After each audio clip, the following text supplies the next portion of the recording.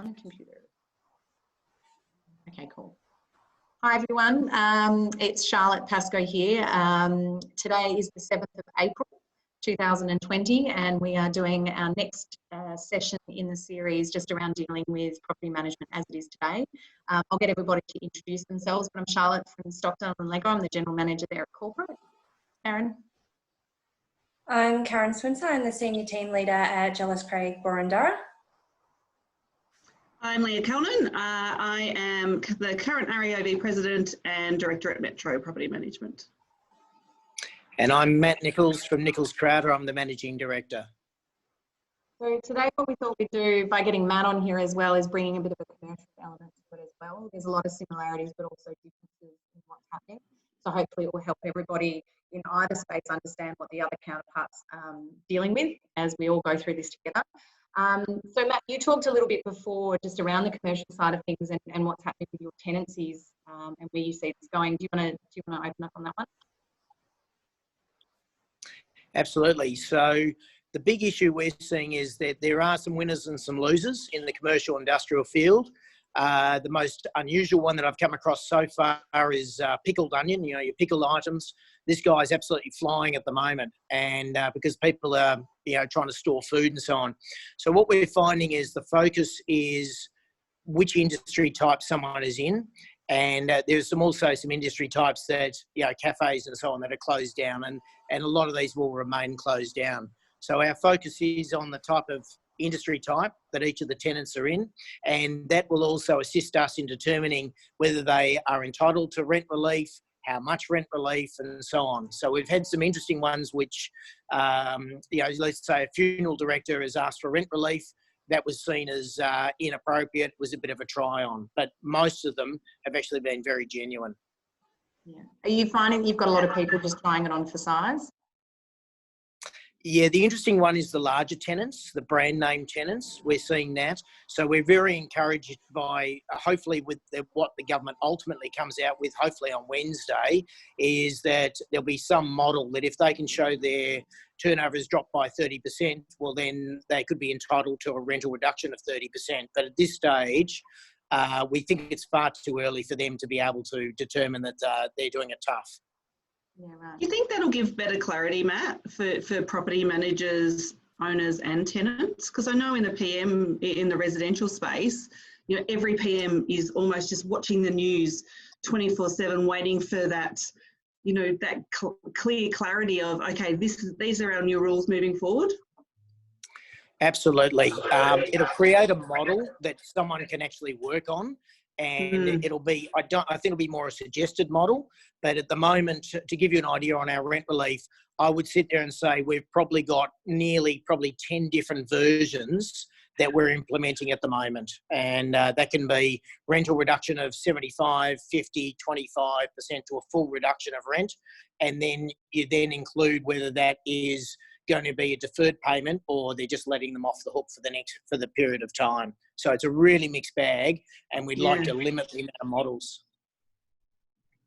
And I think that's something that, you know, we're all facing at the moment, resi and commercial as well, is there's no one size fits all. And I think a lot of people are trying to apply a formula. So a tenant calls up and says, I can't pay rent, what do I do? And property managers are getting a bit anxious because there isn't a option A, B and C clearly stipulated by the government and the rules of what they are.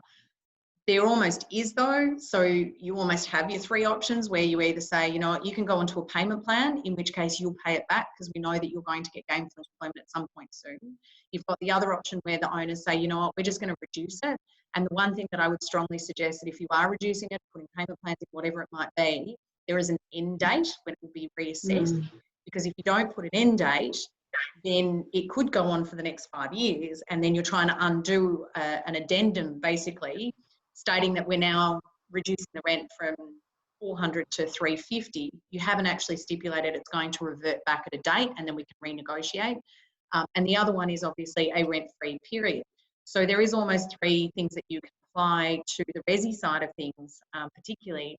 And if you have that in your mind, that these are your three options, which one are you asking for, tenant? They're always going to say, look, rent-free period. Well, that's probably not feasible because you've got some income coming through. So it's just workshopping the different ways that the different ways that you can address it. Karen, what are you finding with your tenants? Very, very, very similar.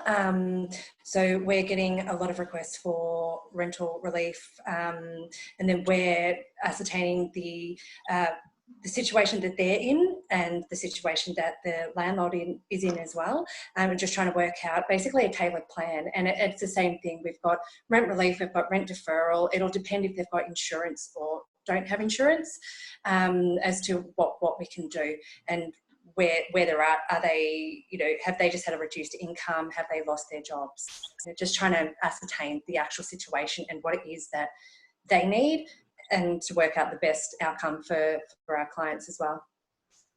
Matt, with insurance in the commercial space, for in residential, if there is a reduction in rent, then the tenant falls into default. The owner would not be able to seek the full amount of what the tenant was originally paying. They'd only be able to seek the shortfall or the difference that was agreed upon. Are there insurance policies in place for commercial or retail or industrial owners? The short answer is no. So we don't believe any of our owners are going to be able to recover anything from insurance. Yeah, so it just becomes either a loss or a tax deduction. That is correct. Yeah.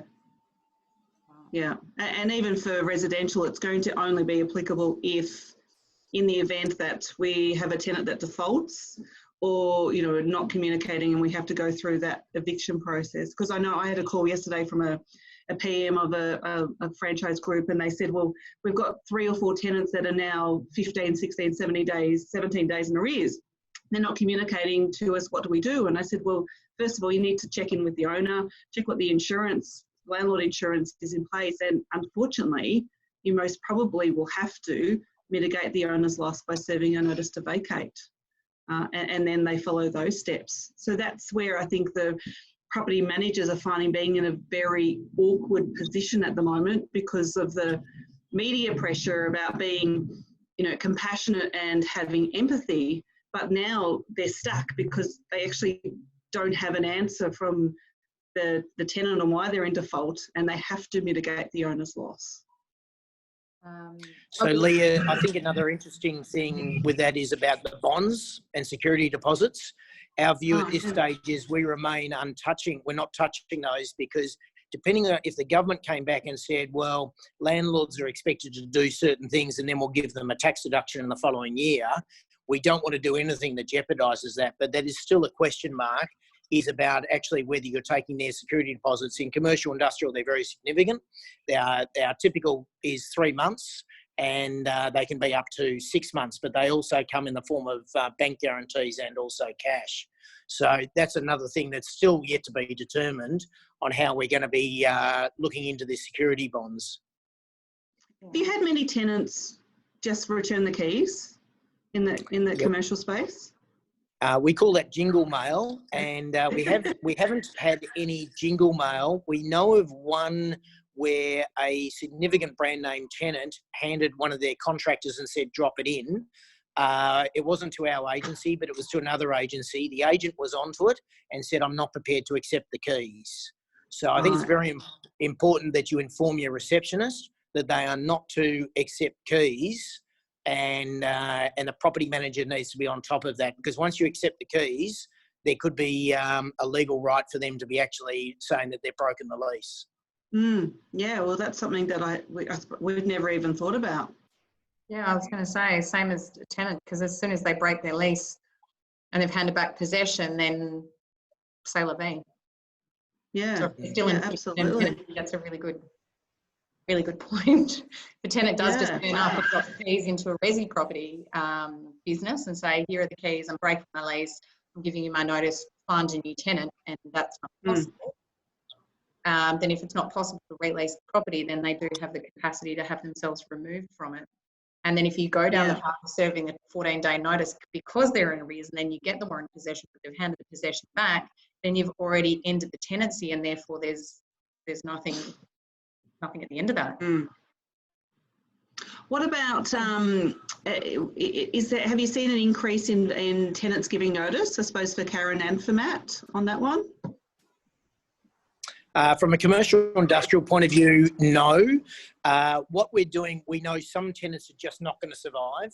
So we're taking a proactive approach there to literally, really, at the end of the day, we're doing them a favour. Our landlord has already agreed that, you know, the cafe will never survive in the future. So we're taking this as an opportunity to actually try and get them out of the lease. There's no hidden agenda to it. It's more just let's cut the pain for both the owner and the tenant as quickly as possible. Yeah, we've seen an increase in notice to vacates in certain areas of where we deal. But in a lot of cases, it's more so about getting that rent relief.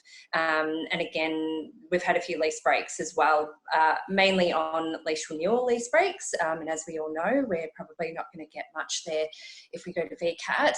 So it's again, just trying to mitigate everybody's loss and just try and come up with agreed terms between all parties. Yeah. What about a normal 28-day vacate? I noticed not so much this week, but last week we had just under 20 come in, which is a little bit larger than we would normally see, a little bit higher. I think for some of our PMs, we've definitely had, some of the portfolios have had more, some have had zero. So I think it's just depending in that kind of the different areas, I suppose, that we work in as to what they're doing. But a lot of people that are wanting to downsize as well. So we're helping them find alternative accommodation within the properties that we have for lease at the moment. We've got some of being at home with 3 kids and a husband, I don't know if I'd want to downsize. We've had a number of audiences as well who I think, depending on the demographic as well, I think you've really got to look at your area. So if you want an area where, you know, it's maybe medium to lower level economic situations for the tenants, socioeconomic side of things. If they are hospitality workers, retail workers, lower level people who are potentially going to be the first to let go, do they have a look at your portfolio and say, okay, well, these guys are a young family, we know their parents are down the road, or these guys are all university students who are probably not going to have their income. So if I know, like in Carlton, Fitzroy, those areas where there's a lot of share houses, well, it would make sense if all those people have lost their jobs and they're no longer able to work in a pub or a restaurant or whatever it might be, are they going to move home? Because they're the tenancies that I would be flagging, and even just reaching out and saying, hey, how you going? Just wanted to touch base. We're changing a few processes if you need anything, and start that conversation. Because if they have alternate accommodation, they can't pay their rent, and they're, let's say, 24-year-old uni students, why wouldn't you just move home? So I think it's understanding who your demographic is, who your tenants are. Do they have alternate accommodation options? Downsizing, upsizing, whatever it might be, and I think just taking 20 minutes, half an hour, and really looking at your portfolio and trying to proactively anticipate. Look at their jobs. We've got their application forms, right? So we know what a lot of people are doing in the resi side. We know how much they earn. We know what they do. If they're a hospitality worker and the husband's a chef, it's probably not going to be great for either of them long term. So what are we going to do? Are we going to pre-warn the owner and say, look, we're flagging your tenancy as potentially being an issue, not causing alarm, but letting them know that if they are still employed, what would they like to happen? So if the tenant does come to us, as opposed to somebody who's maybe mid to upper level management, might still have a job, they're both in secure roles, they can work from home quite comfortably, well, they're probably not going to be a high risk. So maybe that's an opportunity to make a good news call to your owner and get a bit of a feel-good conversation and say, look, Mr. Landlord, I've looked at your tenancy. I just want to flag with you, the tenants are still paying rent. I've looked at their jobs. They're still gainfully employed. I don't think you're in a high-risk category. We can't anticipate what could happen. But I just want to put your mind at ease that they're not one that we've flagged as being an issue. So if you're getting nervous about what's happening through the media, through the government statements, whatever it is, just know they're not on our flag list, because at least then they're going to calm down and not proactively contact you and go, oh, Scott Morrison just said this. Because I think what we've got to anticipate over the next, let's say, 6 months, it'll be ramped up, ramped down, changed, amended, adjusted, things taken out, things back in again. And with every one of those situations, I think the landlords at home are going to be freaking out, and the tenants will be as well, going, oh, what does that mean now? And then we all have to interpret it. But if a tenant's listening to that, knowing that they don't have a high-risk tenant, they're probably going to be a little bit more calm when they're hearing the news. Just as I had about half a dozen owners contact the team last week and ask that exact question. I just want to check in to see what my tenants actually do. I can't remember. So it's interesting that, you know, they're already thinking about that down the track. Yeah, we've had this the same as well. I mean, and I'm sure, you know, every property manager that is watching this is saying, I would love to be proactive and do that, but a lot of the property managers out there are being absolutely inundated with calls at the moment, and you know, we know they've just got to do what's coming in at the moment to appease those clients, those tenants, to try and, you know, fix everything for everyone as we do. Yeah, absolutely. Yeah. Matt, obviously your owners would know what type of tenants in their commercial space. Yes, they do, but we've had to coach them a little bit to understand what industry they're in, and where we didn't sit there and, as using a correct terminology that you used before, flag them. So most of them know, but a few of them have gone worst case scenario, oh, my tenant, has he already asked and whatever? And we've said, no, we have not received that advice, and we don't anticipate, because either the size of the tenant or the use. So, yeah, but definitely the question's coming up, but most of them think worst case scenario. Yeah, I think that's just our natural, yeah. Yeah, everyone's home. Everyone's got all this extra thinking time. Yeah, I know I've got a lot of thinking time. Sorry, I'm still in my office. Yeah, clearly I'm at home. There's a couple of things here that we talked about, and we might just touch on deed of variations and also payment plans. So that's both for residential and commercial. So Matt, I'll start with you on the commercial side of things with a deed of variation. What does that look like for commercial people in this space at the moment?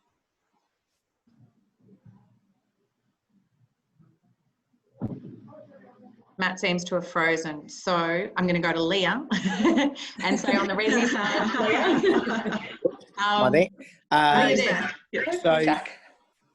I'm back. Okay, Yep. So our process moving forward is that we then give them a form to fill in.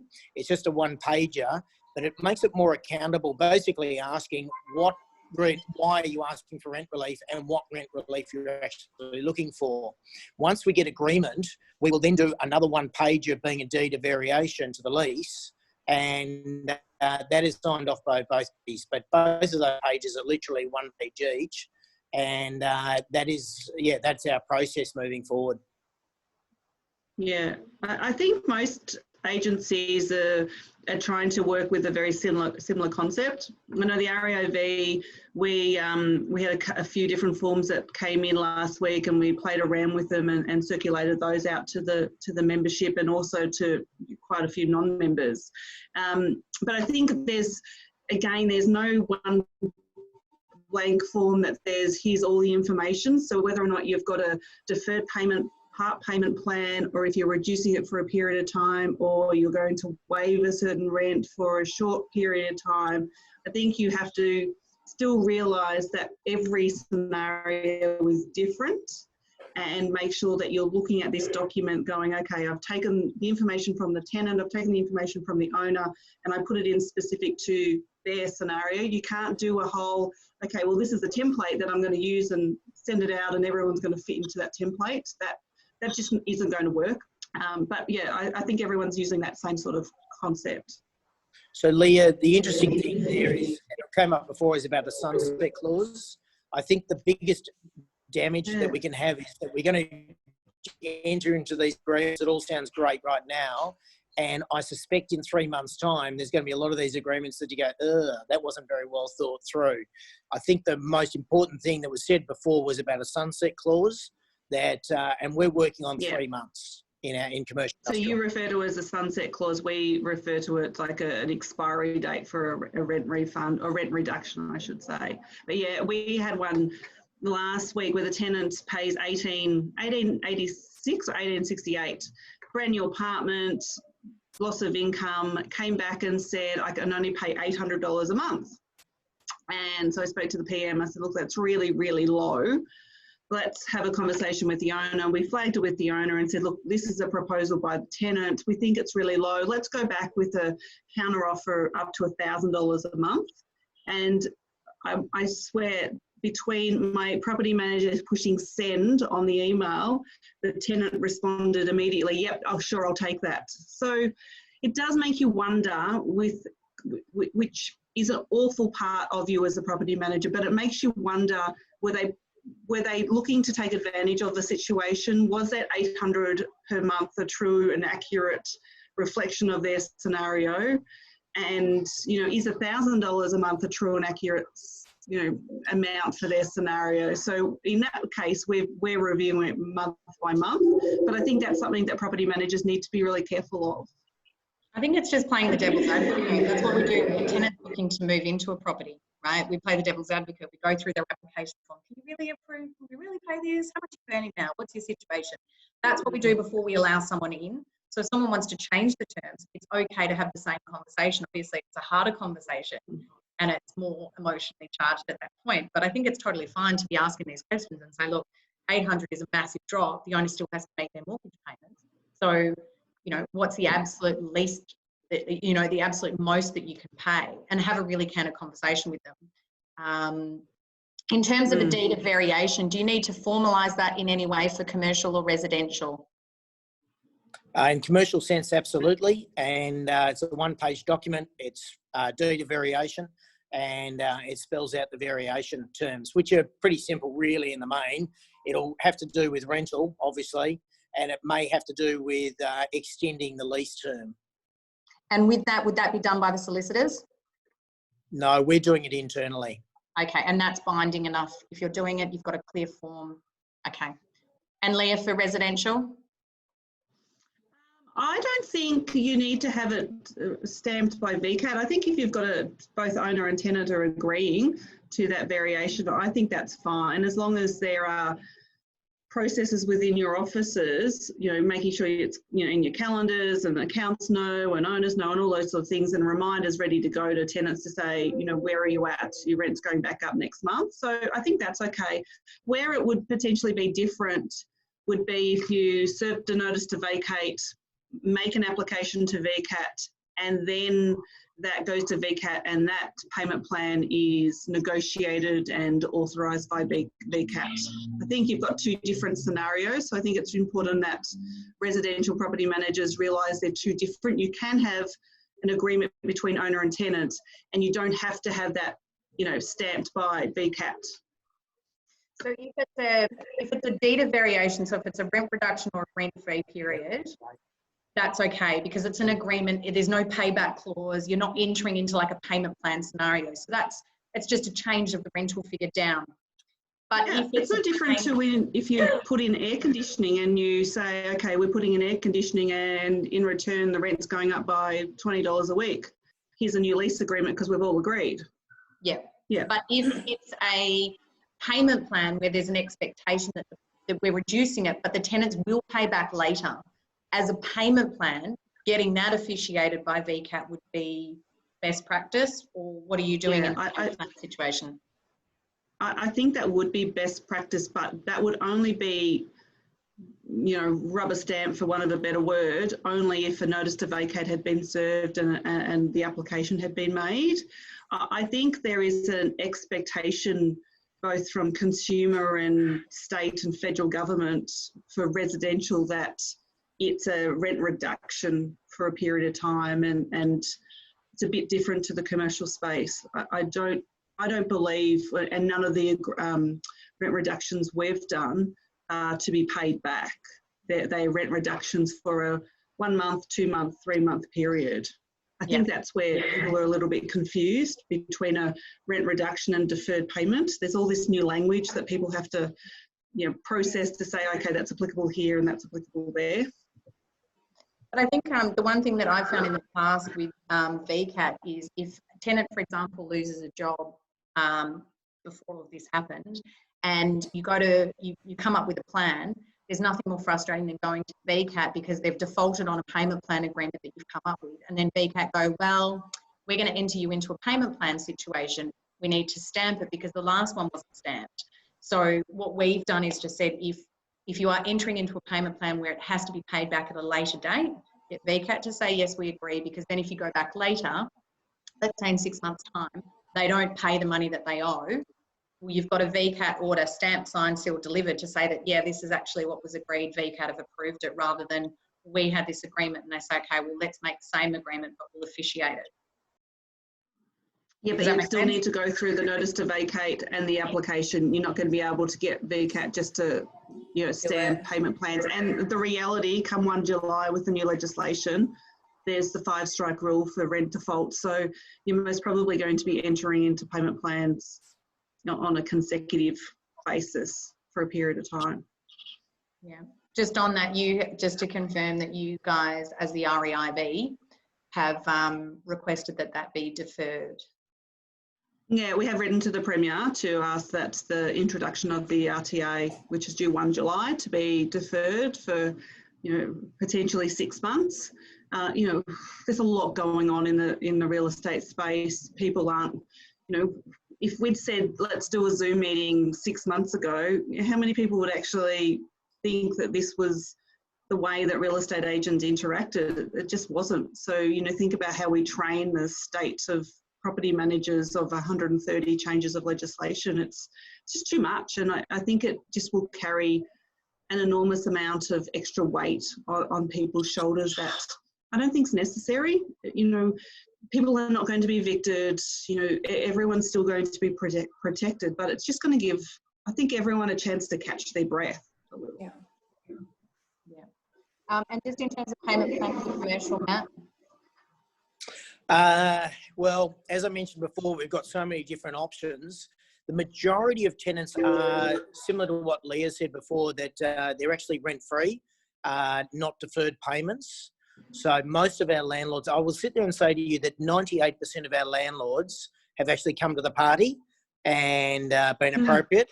As a generalisation, my view is that the 2% that didn't actually can afford it. So they've been a little bit challenging, but 98% of our landlords, and we've actually received the most I'm talking numerous emails from our landlords congratulating us on our approach. And it's the landlords that have actually been doing the rental reductions. So, I think it's a great kudos the way the team's been actually handling the matter. But the owners have been appreciating our proactive approach. Do you think that owners... Sorry, Charlotte. No, go. I was just going to say, do you think, because I found this a really challenging question for our owners, that they would say, oh, if I'm reducing my rent for the next few months, are you reducing your management fees? We've had that too a lot. For owners not to realise that's how we get paid, I was just, and I'm sure everyone that listens to this will be like, yeah, me too. But yeah, it's a really, I don't know, in the commercial space, is the same applies? We've only had one request, and it was quite amusing, from a guy that actually had no tenant asking for rent relief. And he said, so you're going to reduce your management fee. So he gets an economic discussion with me, at which point in time he's going to get sick of it before I finish. So they get the message pretty quickly. I know you just wear him down. Correct. There's one thing that you said, Matt, before about the mantra in your office about if when we get through this. Do you want to just say what that is? I think it's great. Yeah, we've been very lucky. Our first email in regard to the virus internally went out on the 31st of January. So I'd like to say that we've been ahead of the curve. But one of the things that I said 2 months ago to my team, when it really I started to visualise on how sad this was actually going to be, that it was going to hurt everyone. I started to get a pretty clear understanding of where it was going to go. And I said to my team, as a group, I said, my objective, and I want it to be our objective moving forward, that I want every vendor, every purchaser, every landlord and every tenant to be able to say to us when the pandemic is finished, they've said, gee, that was tough, but thank you so much for getting me through that. And that is a mantra that has stayed very true. My property managers are sticking with it. And so that's been our mantra for 2 months now, and I believe it's working. Yeah, great. Just in terms of applying that, Karen, we have talked about your hardship application process. I know a lot of officers have put them in. Leah, I know you've got one, we've got one, you've got one, Matt, where you have to fill out and complete the information. Do you want to just talk a little bit about the conversation, you know, with what Matt just said, how Jealous Craig are dealing with that as well? Yeah, so again, it is like every conversation has to come with empathy and compassion. It can't be a tick and flick email, you know, just to get it out of your inbox, which, you know, sometimes when it gets really busy, that becomes the default. But this situation is it's too big, it's too emotional, it's too connected to everyone just to do that. So it has to be a conversation. Obviously, you know, the language that we're using has to be really, really careful and mindful, but at the same time, we do still have obligations to our clients, and we have to have mindful and compassionate and empathetic conversations on that side as well. So it's more about picking up the phone, having a conversation, referring them over we do have an application form, which they just click on a link and it will go through, and they can attach all their documentation, fill out all the information, and then it will come back to us, and we're able to have a conversation with the landlord, and then, you know, just start negotiating from there, because as we've been saying, every situation is completely different. Mm-hmm. There is no box that every single one of these negotiations fits into at all. Yeah. And Leah, I'm assuming you guys are doing a similar process? Yeah, absolutely. Just dealing with it one day at a time and just checking in. You know, we talked off before we started the recording, but just making sure that we're checking in with the team, you know, whether it be every day or having a Zoom meeting set up.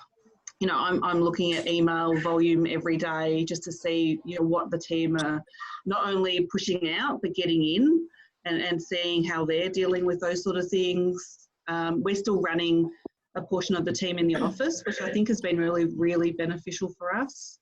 They get a sense of normality whilst we can still have normality. Yeah, so those little things I think absolutely go a long way. I think the one thing that was said a lot last week, it's been said a lot offline, and conversations that I'm having, you know, with people along the way, and what we've all talked about is the number one thing through all of this. If you want to make, I know it's hard to hear it and it's hard to have those conversations, but email warriors, you're going to be hated because they're going to take it in whatever format. You can say one line, you can say, please close the door. Now, if I'm feeling like I'm being attacked, I'm going to read it as please close the door. But if it's something, you know, I'm feeling really warm and fuzzy, it might be, hey, can you please close the door? You don't know the tonality, and you don't know how that person's feeling when they're reading it. And chances are, if they're applying for hardship, asking for rent reductions, they're probably going to be, in terms of sensitivity, totally heightened, and they're going to be feeling pretty horrendous. It's an embarrassing thing to say, I don't have any money. Like, if your friends invite you out for dinner and you don't have the money for it, who wants to turn around and go, guys, sorry, I can't afford to come for dinner? We're saying I can't afford to keep a roof over my head. I can't pay my rent. I can't buy food. I can't do anything. Yeah. It's a horrendous thing to have to say, and I think we have to understand that. And if they send us an email and they're saying, oh, I can't pay my rent, so therefore I get 6 months free rent, don't read it as them going, who cares? There are going to be the people who are going to try it on. But most people, their interpretation of what's being said is that they don't have to. So this is where, if you write back and say, yes, you do, you know, and they're going to interpret that as an attack, as opposed to picking up the phone and saying, look, I know that it's really hard to understand. I want to talk you through what this looks like. You're not alone. We're dealing with this very, you know, unfortunately more regularly than we would like. But I want to talk you through what this process looks like for both you and the landlord. And I want to work with you. And so please, if we can communicate in the best way possible, I'm going to have all the respect in the world for you. I need that in return. If you start with a positive, encouraging, supportive, empathetic conversation, this process is going to be a hell of a lot easier than, you know, if you call up and go, pay rent, don't care, you know, I'm going to serve you a notice to vacate. Well, that might be the end result. But like everything in this job, you have a good relationship with your tenant, have a good relationship with your owner, everything's easier. And you can switch off and have those, you know, have those moments at the end where you breathe and you go, wow, that's really tough. But at least I managed to get through it. So I think from a commercial point of view, I was going to ask, residential is so highly emotive, commercial isn't. So are you finding that you are having that same level of emotion of communication from tenants? It's very emotional. You've got to keep in mind, this is where the income comes from. So these are people's businesses. So at the end of the day, I get the home bit, but the business is just as emotional. They've spent, blood, sweat and tears in this business. And so at the end of the day, is it emotional? You bet. Because this is what's actually driving their income. Yeah, which then pays for the house that over their head. Yeah. Pays for everything. Yeah, yeah. Absolutely. And I think, I think there's sort of one thing here before we close off. We were talking about sort of normalising the unknown. And at the moment, none of us know. We don't know tomorrow, Scott Morrison might turn around to everyone and go, hey, guess what? You can't do a single open for inspection anymore. You cannot evict a tenant. Every tenant gets 6 months free rent and the owners don't get it. We don't know what's coming. And I think it's, as people within, the property management side, it's very much, tick the boxes, close this off. We were talking about this last week. And not only do I know that this is what I have to do, I've even got a set time in my ideal calendar about when I'm going to do it and how I'm going to do it and what process I'm going to follow. We don't have that anymore. And I think it's okay not to know the answer, but I think it's only okay not to know the answer if you're actually talking to the person who's asking the question. If you don't know the answer by email and you try and come up with an option or what have you, we've had a lot on social media and media at the moment painting real estate agents as being a horrendous group of people, and it takes one or two people and in a moment of frustration or a proactive letter saying make sure you do this, it impacts massively on how we're perceived. And you don't understand that by you sending that, the next tenant next door has watched the news and listened to all this and seen all these social media posts. You're actually affecting someone else, maybe on the other side of the state, who's dealing with a tenant that you've never met before, because this is what the media, real estate agents aren't the most liked group of people at the best of times. So I think we all need to, come together and be careful what you put in writing and be careful how you speak to people, because it will come back and bite you. But it doesn't just bite you, it bites every one of us. So, I was going to say probably my 2 tips this week would be throw out your ideal week. It doesn't exist anymore. Yeah. So get rid of that. I was never a fan of it, so I'm kind of excited that that's gone. And make a list at the end of the day of what you want to achieve tomorrow. And that's how I find, I get dressed, I come to the office and do my work. But it's very easy when, perhaps you don't have the same level of volume of work coming in, or you're overwhelmed with everything that is happening. Have a list, just have 5 things that you want to achieve that day. And I think you'll feel better that you've actually done it. And maybe, that's something that we look at every week, Charlotte, of, what's our new tip? Because every week you're going to have a whole new way of doing things. Absolutely. And I think in addition to that, for the mental headspace, I think when you get slammed by negative, you can have 5 positives that pop down here, but you're not paying attention because you're so focused on this side. So maybe as well, with your rent reduction applications, maybe have a running list. And if you've got on this side applications and on this side resolved applications, because there's nothing more positive for a property manager who's very I've got a list. And who doesn't love to highlight?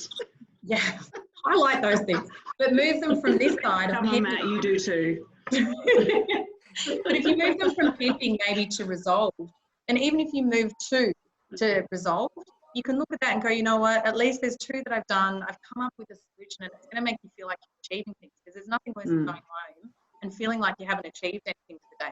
You've probably achieved multiple things. You're helping people, get through something that's probably the most traumatic thing that they've been through in a long time at least. So give yourself a pat on the back every time you get a solution, you get an outcome, something's finalised. Give yourself a pat on the back and go, hey, you know what? That's done. Don't have to think about it. We're okay. I am actually getting somewhere with these. So when the next 3 come and hit you, you can go, it's okay, because I am actually resolving them on the other side.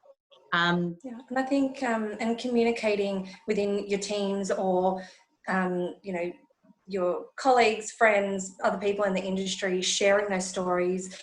We are in this together, and there's so many people that are isolated, working from home, working remotely, who, you don't have that opportunity to walk past someone's desk and say, well, you look really busy. Can I help you today? Or whatever it may be. So, we don't want anyone you know, silently drowning at home. It's just, you know, communicate, share those positives, share the negatives, come up with plans together. I mean, if it works for one person or work for someone else, it might not work for someone else, but, you know, we start snowballing and doing what we do, and that's where we come up with our procedures and, you know, our everyday kind of ways of living, I suppose. Yeah, I think it's... Matt, what about you? Sorry. So a couple of things on this is that most of my team actually email me at the end of the day about what they've done, but I don't, that's not a request from me. It's more for them to be able to pat themselves on the back and go, this is what I did today. And so they know my view of it, love to hear from them from that point of view, but it's actually for them more than for me. I think the other thing that's very important is you dress for work every day. So I picked up a few of my male team members who started having the beard, and the stubble appeared very quickly. And I know the stubble leads on to the tracky dacks, and I know that the next week it follows on to the Ugg boots. So it's just a disaster about to happen. So, yeah, I've been very clear on that. And I think the other thing is, as Molly Meldrum used to say, do yourself a favour. There's a wonderful book out there called Who Moved My Cheese? And it takes you 1 hour to read. Don't think of it as a business book. It's a really easy book to read, but I gave that to all my team. And what it really states to you is that we've all gotten a nice comfy level, but the simple fact is someone's moved your cheese and they've taken that cheese, it's gone, and you've now got to go and rediscover that cheese. And there are 4 characters in the book. They all handle the situation very differently. The reason you're going to look at it for yourself first off and how are you handling it, but you'll start to get some insights about how your landlord and how your tenant is feeling about all of this. And everyone will go through different phases. But so I think it costs about $20. Who Moved My Cheese? It's been around forever and a day, and it's a really good book. So I just thought I'd share that. No, that's great. That's great. I think we're going to finish up, but the last couple of things that we all sort of agree very heavily on is we are naturally people who want to fix things. You can't fix everything. This is not your fault. So separate it out and say, I'll do what I can, but at the end of the day, you've got to shut off and just acknowledge that everybody's not going to be happy with the outcome, because either a landlord's losing some income or a tenant still has to pay some rent or whatever it might be. So don't try and fix everything. You can't fix it. What you can do is try and help people get to a great outcome. And I think, Matt, what you guys say in your office is absolutely brilliant about, you know, it was horrible, but, you know, thanks for helping me through it. The other thing was just about using correct language. So being empathetic and making sure that you're supportive. It's not just about the language that they're hearing, it's also about the language that's coming out of you. So if you're saying things negatively all the time, it's going to break yourself. Like, I get up every morning, have a shower, try and be positive. You know, it's hard sometimes because you do feel a bit isolated, but, you know, in our team, we connect all the time. You know, on the phone in the mornings, we have a Zoom meeting every morning.